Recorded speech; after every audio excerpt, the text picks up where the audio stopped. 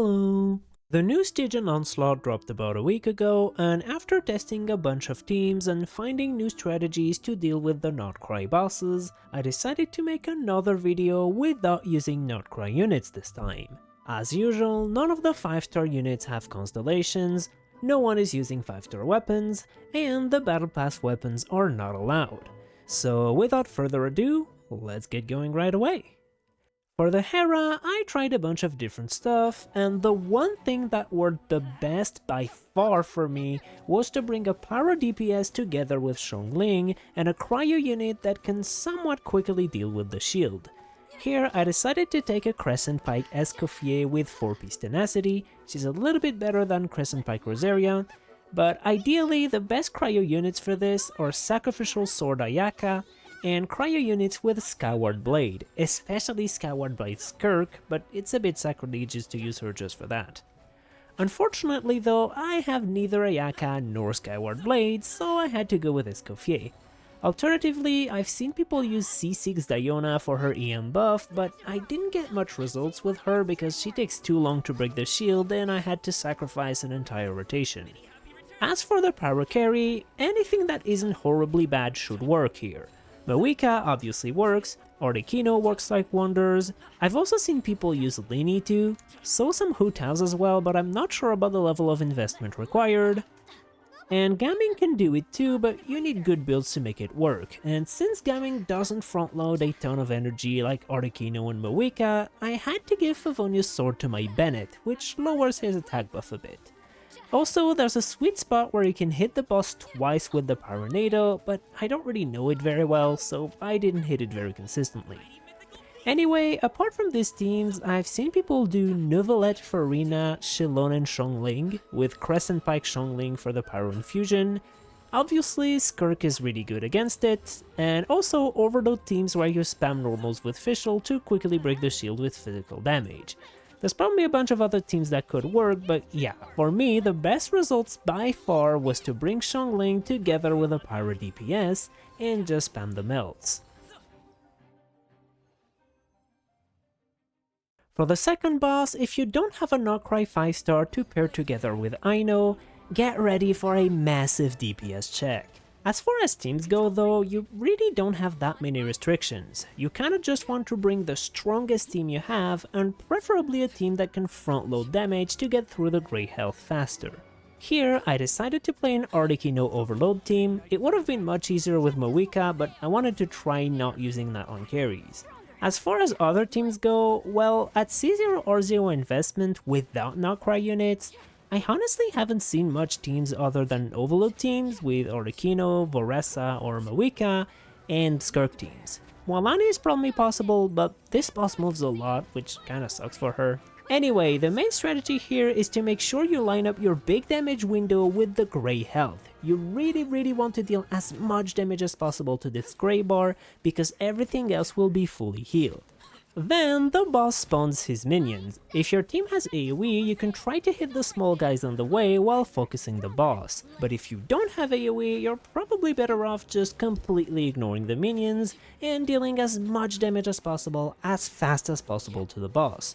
If you get through his red bar before he eats the minions and regenerates grey health, it's going to cancel the healing and he's not going to regenerate this health.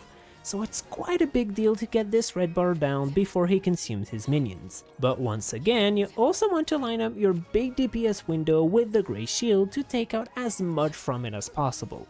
However, he starts doing the healing phase again as soon as he's out of it, so get ready to take the red bar down again quickly. Unfortunately here I wasn't quite able to take it down in time, so he regenerated some grey health, but he does take a big hit of grey health every time you go through the red bars, so it ended up not mattering too much. And for the last boss, I didn't really have any good teams left, so I had to do the cursed knockup strategy with Jean and a 3-unit Hyperbloom core on the side. Now I do want to emphasize, this knockup strat is very random. The knockup timing itself is not that hard, but the boss will just sometimes not take damage and you're gonna have to reset. A lot. So only attempt this if you're extremely dedicated and have a lot of free time. Anyway, if you do want to attempt it, First, your gene needs to be at least level 85 for Fearless and level 90 for Dire. And then you want to time your gene skills so that it hits the Fatui operative right as she's about to hit you with her slash, and then hopefully the knockup deals damage. After that, I just played your normal Hyperbloom rotation to deal damage on the way, and with this team you need 2 good knockups to be able to clear. If you're not willing to do that though, which is very understandable, there's a few other options. Firstly, if you have Siege Queen, you can bypass the whole RNG part by trapping her in the bubble before yeeting her away with Jean's skill, and by the way that also works against the Lightkeeper. Now other than that, there's actually not that many teams that work well here. Once again, it's mostly Overload teams with Varessa, Wika, Clorand, obviously Orikino, and I think I saw someone clear it with Yoimiya. And other than that, you have Mono teams and Kinich, I guess. It's also worth noting that unfortunately, Neuvillette and Farina aren't good here because the Bond of Life prevent their kit from working properly, and Skirk isn't good either because he has high cryo resistances. Also, Lauma Hyperbloom can clear this, probably Flints and Nephra as well, and without Lauma, I've seen some people clear it with Nahida Fischl Sincho Cookie with like 0 seconds to spare, so I guess that can work too. Anyway, that's it for the video. You can see my builds in the background here. Feel free to share your teams and tips in the comments. My next video on this channel should be the Moeka combo guide, hopefully, if I don't take too long to make it. But anyway, I hope you enjoyed the video, and I'll see you in the next one. Bye bye!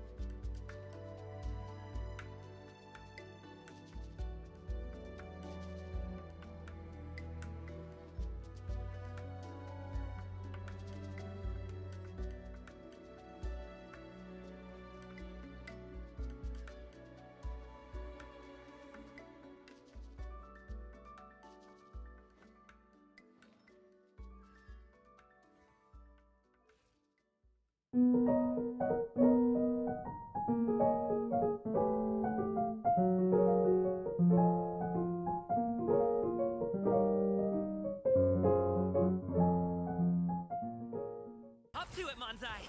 Ta, sa, ya.